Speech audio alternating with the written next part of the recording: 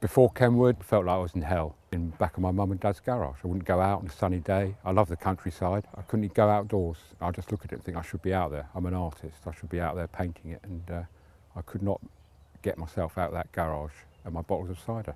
The back of the garage was my studio, in inverted commas, where I was meant to be working, but I wasn't. I think some days I would do nothing. Some days I'd do literally a square inch. But all the time it was drinking. I'd start drinking in the morning, thinking I'll have a bottle or so to get me going.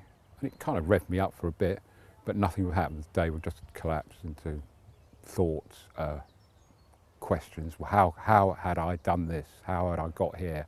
The actual words I used in the group in Crawley, which kind of unlocked the door, if you like, they pulled me to one side. Endel, do you want to control your drinking or total abstinence?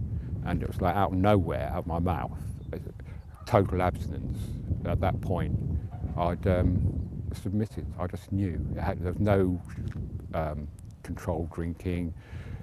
You know, it just wasn't going to happen with me. And if I didn't stop drinking, I was going to die. End of.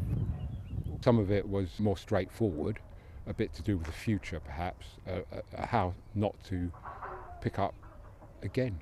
Again, nothing, it doesn't sound complicated, but there's all sorts of things we had to be taught to look out for. Other issues, anger, loneliness, all the things that could eventually lead us back to where we came from.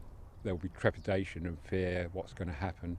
But in my experience, that was washed away by the welcome I got by the fellow peers. And in terms of the challenging groups, or having to look at our own characters and behaviours, again, this is the best place to do something like that. It's safe, safest place on earth. People used to say to me, pull out of it, life's not a dress rehearsal. And I thought, oh well, here we go, I've had it, more drink. Now, and it does sound perverse, but it's like it was a dress rehearsal. So I've made loads of mistakes, there's no doubt about that. But I've now got the chance to rectify those mistakes. I'm no spring chicken, you know. I'm hopefully going to go on to do an art therapy foundation course. I found that fascinating. Yeah, life, there is life, and that's how I feel. I've got a life.